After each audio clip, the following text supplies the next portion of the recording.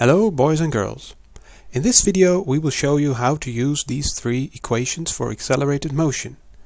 Each time you need to solve a problem for some kind of motion, use the following steps.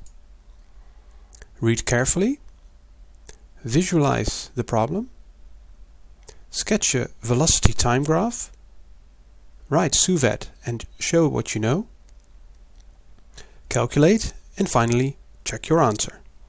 We will show you how to apply these steps in the following two examples. Okay, we're going to use this approach for example number 1. In example number 1, Mr. Koopman starts cycling from rest and accelerates uniformly for 8 seconds with an acceleration of 0.75 meters per second squared.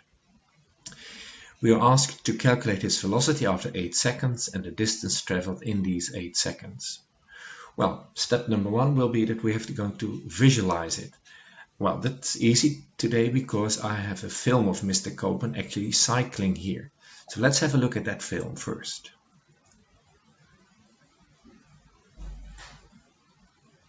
He speeds up. As you can see, it's clearly Mr. Koopman. Okay, thank you, Mr. Koopman. Okay, step number 2 is to sketch a graph of what's happened here. Well, we know we have to draw a velocity time graph. Mr. Koopman started cycling, so the graph will start over here in the origin. And he accelerates uniformly, which means that his speed will increase at the same constant rate.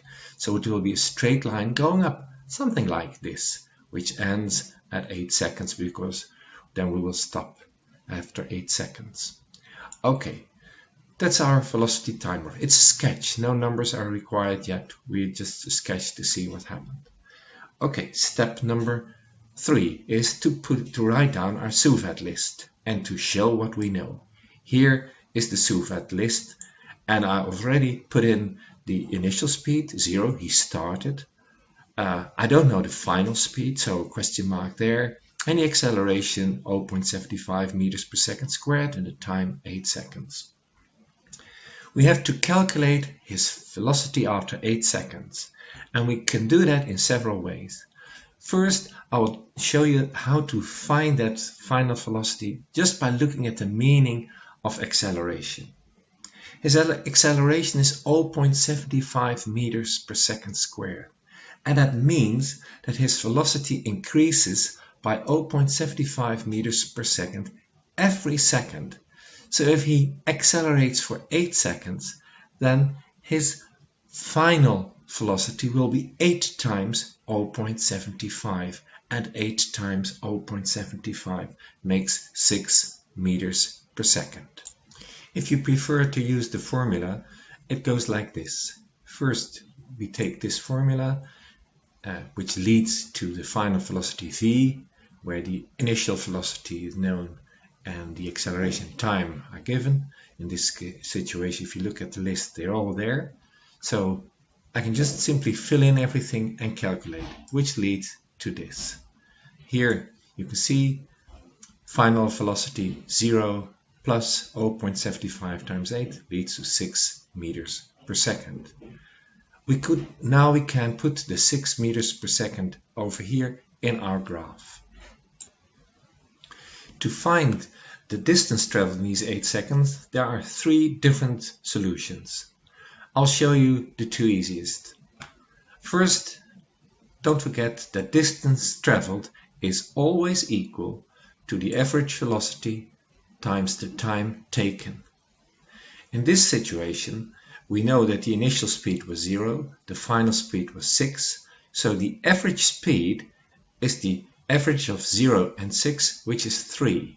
The time taken was 8 seconds, so it's not hard to find out that the distance traveled must be equal to 3 times 8, which makes 24 meters.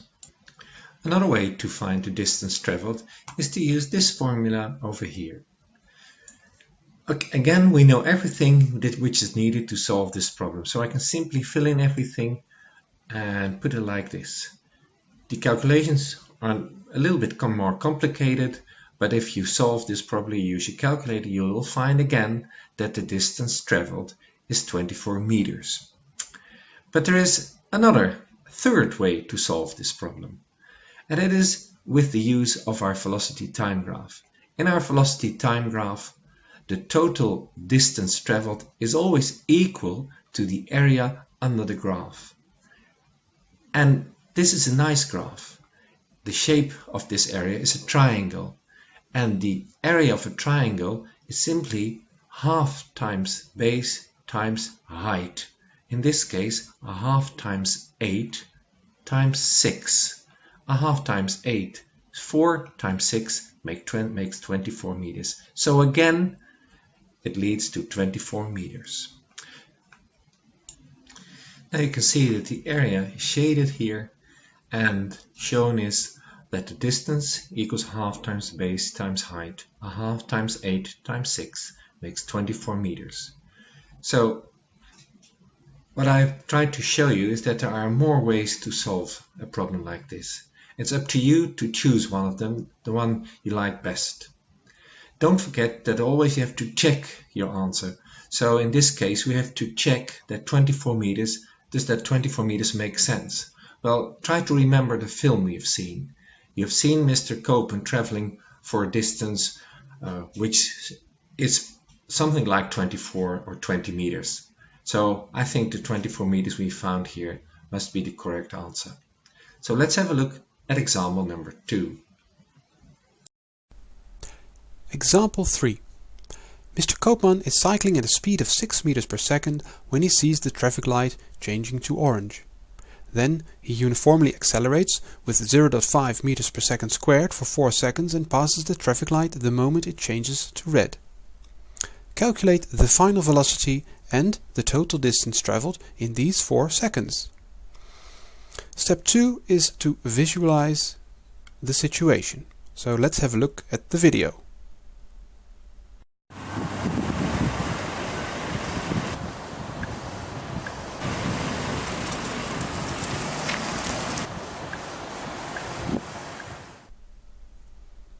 Step 3 is to draw a velocity time graph. Now we know that at t is 0 seconds, Mr. Koopman is traveling at a speed of 6 meters per second. So let's put a dot over here. After 4 seconds, his speed has increased, which means the graph will go up, something like this. And remember, it's just a sketch. Let's draw a line between these 2 points. Now fill in what you know. You know the speed or velocity is 6 here. We do not know the final velocity, but we do know that the slope of this graph is 0.5 meters per second squared, and we know the graph ends at 4 seconds. Step 4 is to write suvat and fill in what you know. Here's suvat. S, the distance traveled, is one of the questions it's asked, so we do not know this quantity. The initial velocity is given, it's 6 meters per second. We do not know the final velocity, it's also asked, and we do know the acceleration, it's 0.5 meters per second squared, and we know that this takes 4 seconds. Step 5 is calculate, and let's first try to calculate the final velocity. And let's see what formula we can use. Now this formula says something about the final velocity and the initial velocity. Fill in what you know. V equals 6, the initial velocity, plus 0.5, which was the acceleration, times time taken, equals 8 meters per second. And we can fill this final velocity in our graph. Fill it in our graph. Let's put it up here. Now the distance traveled is given by the area under the velocity time graph. And as you can see, the area under the graph can be divided in two pieces. First of all, this rectangle and this triangle. Now the area of this triangle equals a half times the base 4 times the height is 2, which equals 4 meters. And the area of this rectangle is just the width times height, which equals 24 meters. So the total area, or the total distance traveled, equals 4 plus 24 equals 28 meters. Now there are two other ways in which you can calculate the distance traveled. First of all, you could have used this formula, and you may only use this formula for uniform accelerated motion.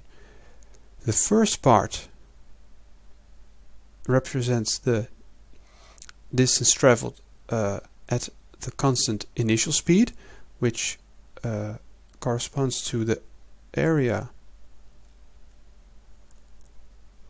of the rectangle. And the second part corresponds to the additional distance traveled because of the accelerated motion, and this corresponds to the area of the triangle. And now if you fill it in, you will find that the distance traveled equals 6 times 4 plus a half times 0.5 times 4 squared. This part equals 24, and this part equals 4, and together it's 28 meters. Now finally, you can always use that the distance traveled equals the average velocity times the time taken.